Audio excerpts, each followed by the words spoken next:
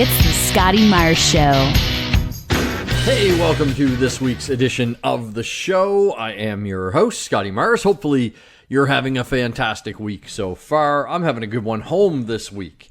Of course, I got this new job where I'm on the road one week, off the road the next week. So home this week, which is good.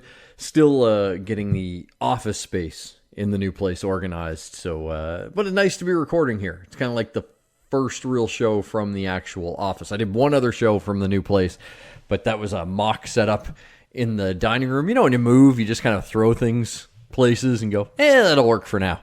That's kind of what happened with that one. So nice to be here. And some things have been going on that we definitely need to look at and talk about. Now, one huge one that happened around the world was the climate change rallies that took place earlier this week. Massive turnouts around the world. Even here in Halifax, where I live, the amount of people was staggering. You rarely see that many people out for something, kind of that, I guess, organic and honest. Most of the times you hear big talk of a big gathering for something like that, and it turns out to be quite smaller, but very, very impressive. I think it's great what they're doing and getting a conversation going. I think we're past the point of conversation. If I was to throw my own 2 cents into this one, I think conversation time is somewhat past us. I think we have to act now. And I know that's what everybody is saying at the rallies, but really, we got to kind of get our heads out of our asses on this one and do the right thing and just make some smart changes. And I think it was funny. We were having a conversation, my wife and I, with my mother we all went for brunch. And one of the biggest problems kind of reared its ugly head, I thought, was, my mother was kind of blaming our generation a bit. We were kind of blaming her generation a bit. And it kind of hit me like everybody's pointing the finger at everybody else and going, well, yeah, sure, our generation drove around in gas-guzzling cars, but your generation makes everything out of plastic, or whatever. And it's like that just prevents us from getting anywhere, right? So it's like, just forget about, at this point, it doesn't matter whose fucking fault it is. We just need to fix it. It's gotten to that point. So, figuring out who's to blame doesn't solve the problem. Just solve the problem. Doesn't matter who screwed it up. But the one thing they're doing here in Halifax, there's a group that is planning a protest this coming Monday. And what they're doing, I think, is a terrible, terrible idea. They're going to go Monday morning, and here we have a pretty heavily trafficked bridge, and they're going to block traffic on that bridge. They're basically going to shut that bridge down. They've announced it.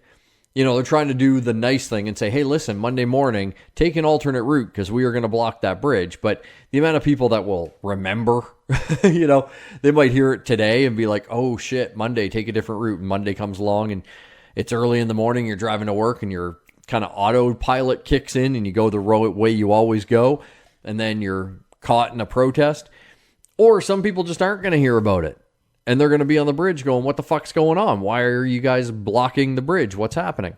And here's my issue with this as a strategy is this is how you can turn people against your cause really fucking quickly. Like, disrupting somebody's day-to-day life is probably the easiest way to get them to be pissed off at you.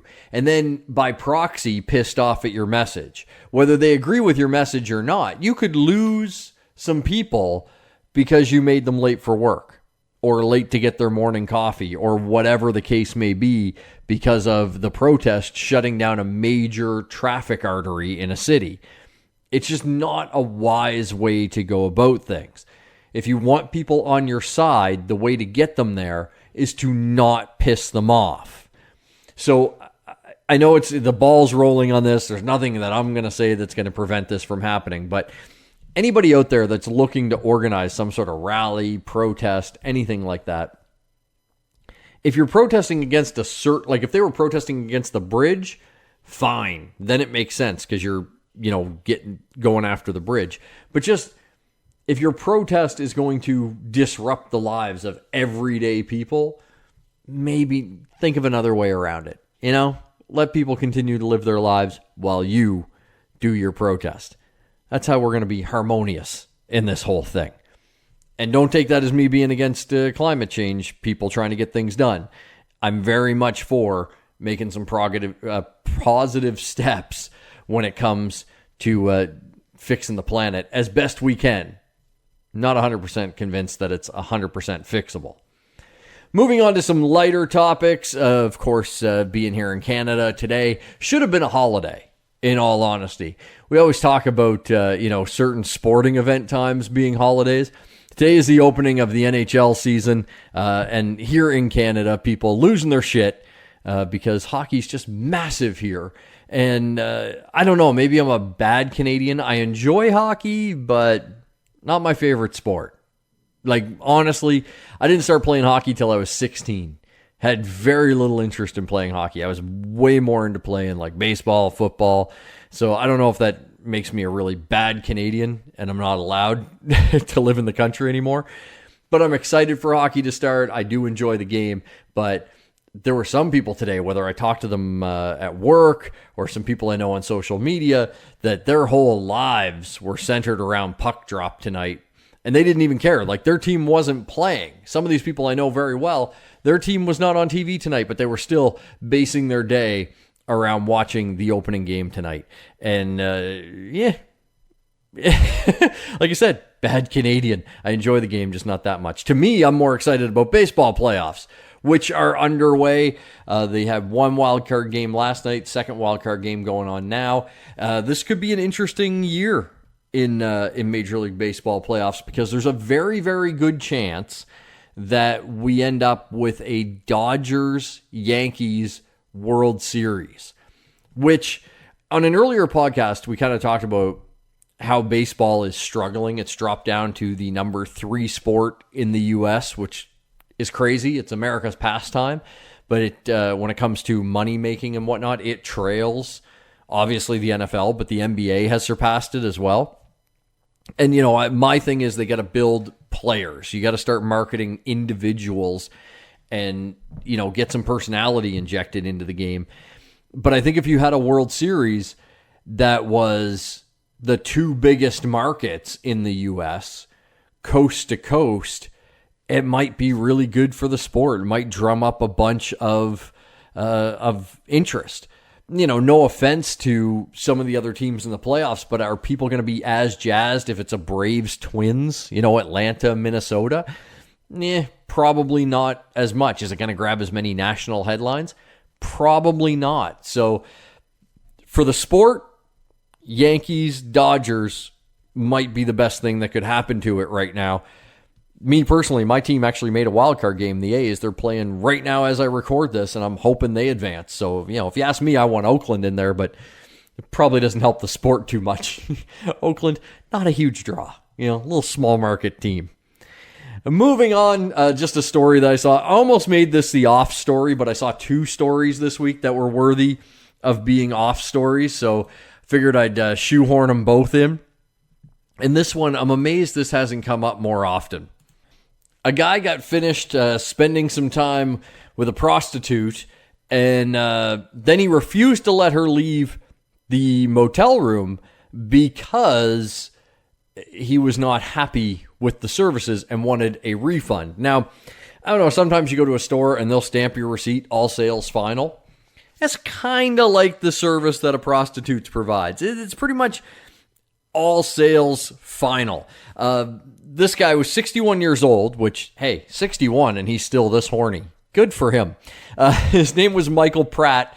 He apparently agreed to pay a 50-year-old woman named Pamela with money and crack for her services. But according to the police report, after they finished up, he was furious and demanded a refund. Not sure if he wanted the money and the crack back, maybe just the money. Not sure on that. Because she didn't provide, quote, services. So he wouldn't let her leave the motel room. She called the cops, and the cops showed up and arrested him for prostitution, and she was arrested for possession of drug paraphernalia and prostitution as well. Now, if I'm the police officers here, I figure this is a pretty open and shut case, right? Did he come? Because if he did, if he dropped a load, services were provided, the business dealing is done. If he was still, clogged up like a toilet after an extra cheese pizza, then, you know what? Maybe he deserves a little refund. Maybe a 50% refund. I'm sure some things went on in that room. On to the off story of the week. The story where the headline makes you just go, oh, for fuck's sakes. This one got the nod as the off story because it just fits October and the time of the year that we're in here now, where Halloween is starting to creep into everything, which makes me very happy. The headline is, wanted man briefly evades arrest by hiding in a haunted cave. There was a guy in Arkansas wanted by the U.S. Marshals on drug charges, and he figured the best way to hide was to run into a cave that's known for paranormal activity. Apparently, spirits haunt this cave, and he thought, since it wasn't, Scooby-Doo and the Mystery Machine chasing him down, this would be the best place to hide. He got there, tried to get into what is called Blowing Cave, but it was closed because there was a film crew inside investigating some paranormal activity. So what he was hoping was going to be his hiding thing was actually being investigated at the time. So the owners of the cave saw him run inside, called the cops. The police showed up. They apparently weren't afraid of no ghosts and ran in and gathered him up and took him. So he was taken to the hospital just to give him a little check over. But now he's got a ton of new charges on top of his drug charge. He's got fleeing, resisting arrest, criminal trespassing. They should put being a dumbass on there as well. I can't wait till he takes the stand in court. But I would have gotten away with it too if it wasn't for that film crew. You meddling kids. Offs. On to the geek news of the week. Oh, it's been a good week. I'll tell you that. We got our first look at Birds of Prey this week. The trailer dropped.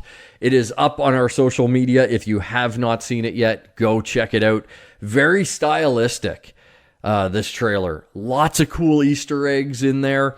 Margot Robbie, even just from the trailer again, is crushing it as Harley Quinn. This is her second time playing the character, and she's definitely very comfortable in Harley's skin. And the trailer is very centered on Harley. And I've seen a few people complaining about that online, going, well, it's a Birds of Prey movie. Why is there so much Harley? Listen, if you're a diehard comic book fan, yes, you're excited to see Black Canary and Huntress and all these other characters on the big screen. If you are a casual fan, or not even a comic book fan, but you're a fan of movies, superhero movies, you've heard of Harley Quinn. That's the draw. As much as we all want to say Huntress is a draw, or Black Canary, or Black Mask, or anybody else that's in the movie, Harley is the draw. So it makes sense that the first trailer is 95% Harley Quinn.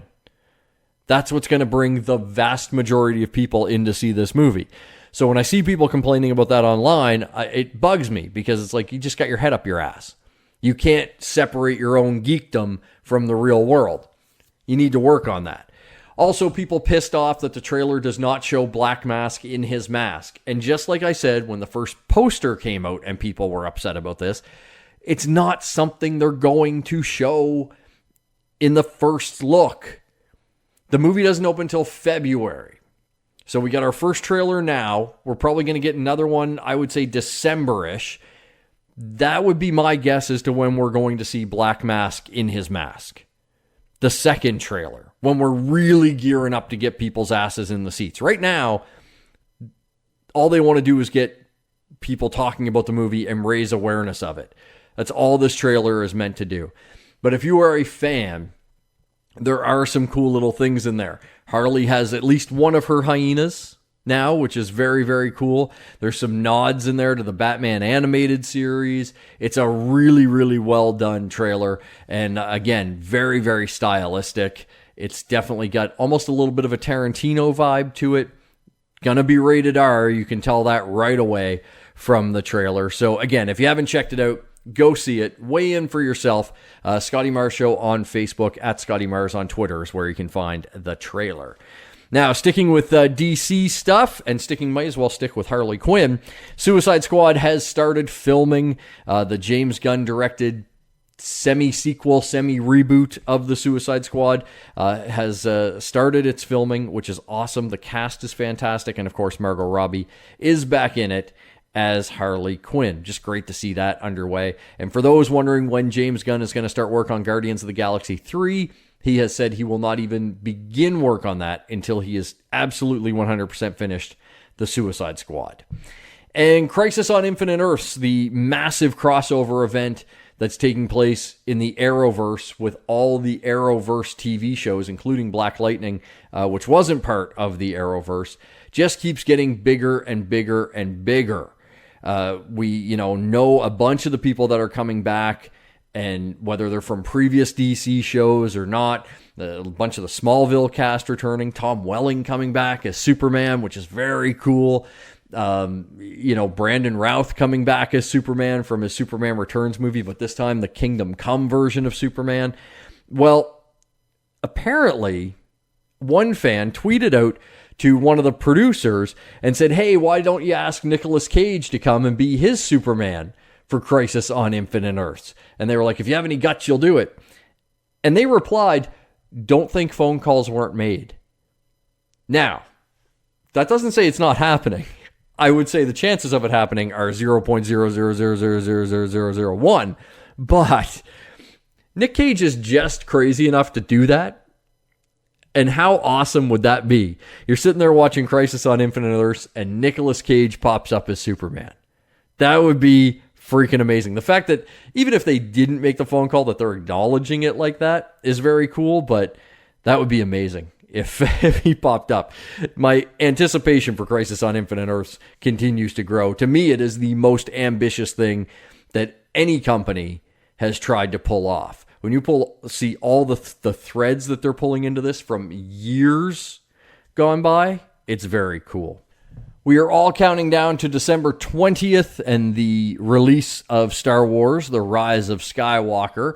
And now we're finding out when the worldwide premiere might be taking place, thanks to a new sweepstakes giving fans the chance to see the Rise of Skywalker premiere.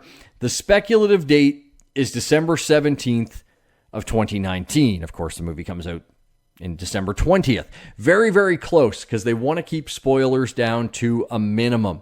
There's some other notes floating around with this contest saying that it could take place on the 18th or 19th, just a couple of days before the premiere. But there's a little window in the write-up on this contest saying you have to be available to go within this time frame to the premiere. So it's at least narrowed it down. But the interesting thing is just how close it is to its actual theatrical release.